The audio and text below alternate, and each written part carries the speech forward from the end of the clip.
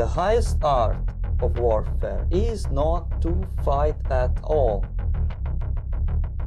but to subvert anything of value in the country of your enemy, until such time that the perception of reality of your enemy is screwed up to such an extent that it does not perceive you as an enemy, and that your system, your civilization, and your ambitions look to your enemy as an alternative, if not desirable, then at least feasible. Better red than dead. That's the ultimate purpose. The final stage of subversion, after which you can simply take your enemy without a single shot being fired.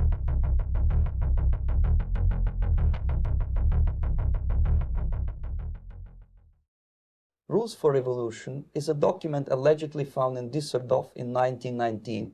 Its authenticity is disputed, and it may even be a forgery fabricated 20 years later. But I can assure you that these rules are almost a literal interpretation of those theories and practices that the KGB was employing back in the day.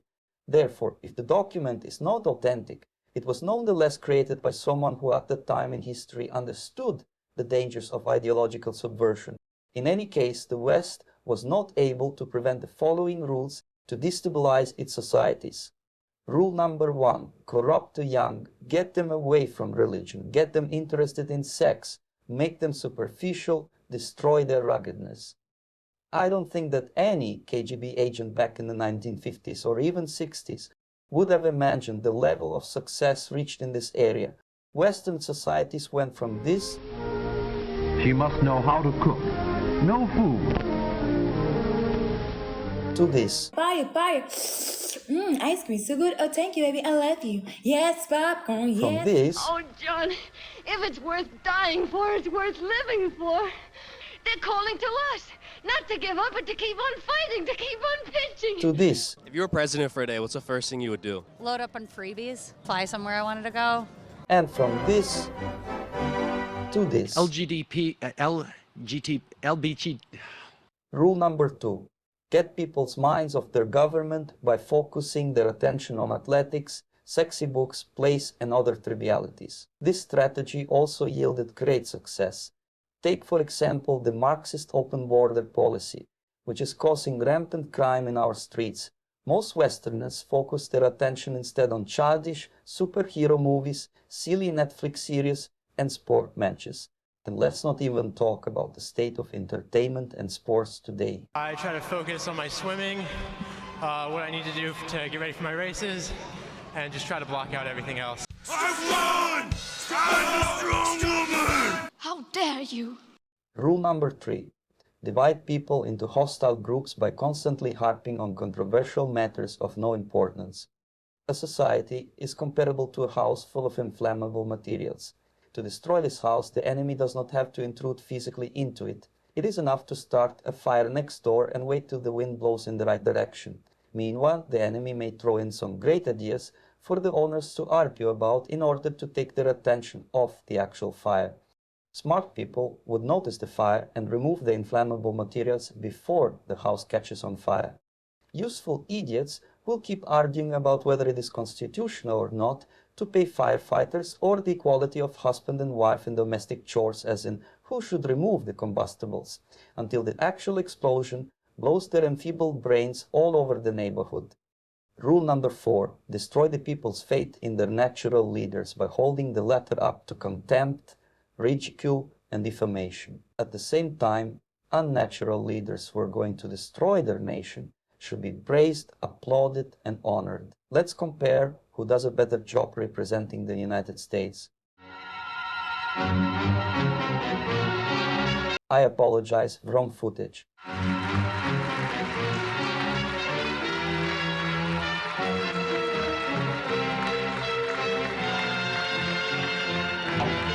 Mr. President, thank you. I mean, the guy can't find his way off of a stage. Look, here's the stage.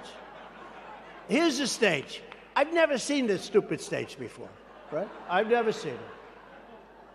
But if I walk left, there's a stair. And if I walk right, there's a stair. And this guy gets up. Where am I?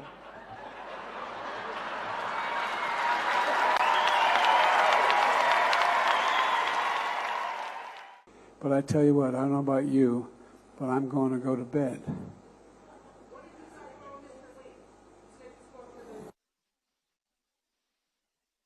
Yeah, we talked about at the conference overall. We talked about stability. We talked about making sure that the third world, the southern hemisphere had access to change. It had access. It wasn't confrontational at all. Thank you, everybody. This ends the press conference. Thanks, everyone. 1776 represented the culmination of thousands of years of Western civilization and the triumph of not only spirit, but of wisdom, philosophy, and reason. And yet, as we meet here tonight, there is a growing danger that threatens every blessing our ancestors fought so hard for, struggled, they bled to secure. Our nation is witnessing a merciless campaign to wipe out our history, defame our heroes, erase our values, and indoctrinate our children. Rule number 5. Always preach true democracy, but seize power as fast and as ruthlessly as possible. Marxists always invoke true democracy when they're not in power, and they promise all kinds of goodies to bring people on their side. Come on! Come on! Once they seize power, all these beautiful ideas about democracy and rights are replaced with the reality of the progressive workers' paradise. This is what happened in Russia, China, North Korea, Cuba, and all other places where Marxism was implemented. It always starts with, is what you want for the working class that they get a higher wage?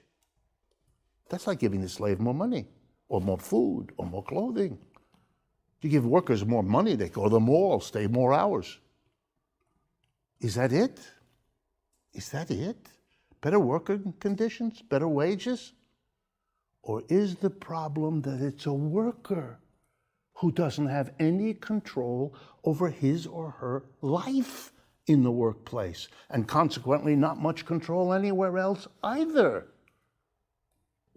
Why are we surprised that Americans don't participate in political democracy when we deny them workplace democracy?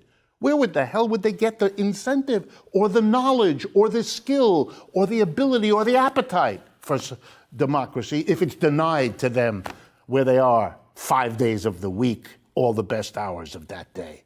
Come on. Come on! and it ends with, and yet people never learn. Rule number 6.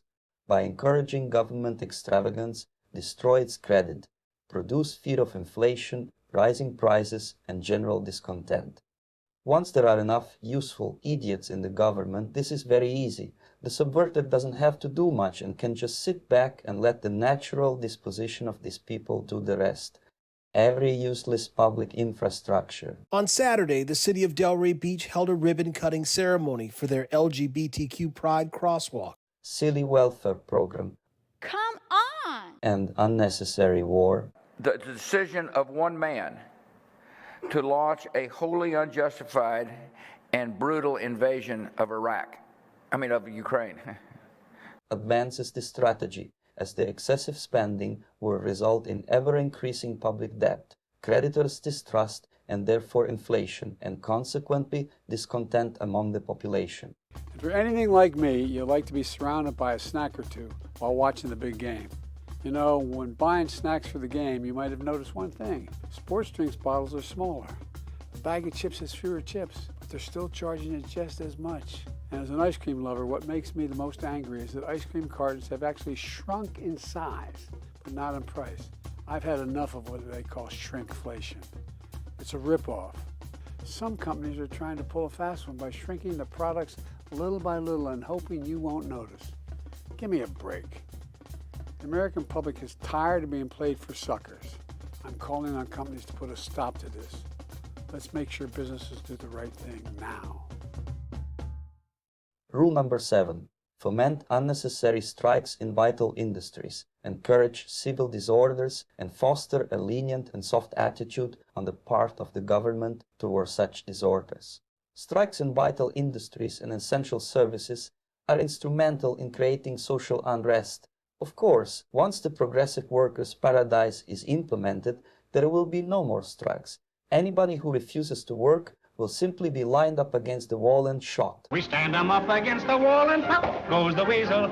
Unnecessary strikes shouldn't be confused with legitimate protests. Farmers, for example, are fighting the anti-human globalist Marxist climate agenda pursued by Western governments, which will destroy their livelihoods and Western nations in general. Remember, historically, Marxists always go for the farmers first. Rule number 8. By specious argument, cause the breakdown of the old moral virtues, honesty, sobriety, confidence, faith in the pledged word, ruggedness. A specious argument is something that may sound true or plausible, but is actually false.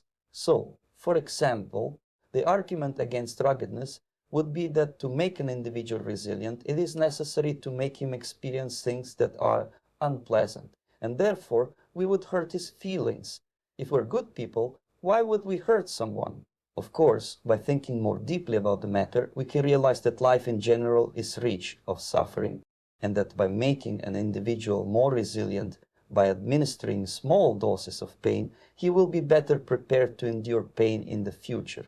A lot of people would fall for the specious argument without thinking things through, and that's why a solid moral foundation is necessary to prevent ideological subversion. Because the key to destroy traditional morality is to undermine the foundation on which it rests. That is religion. Once society dismisses religion, it is only a matter of time that moral virtues are also extinguished, and then a new ideology can be rolled out. Thank you, George Floyd, for sacrificing your life for justice. How dare you?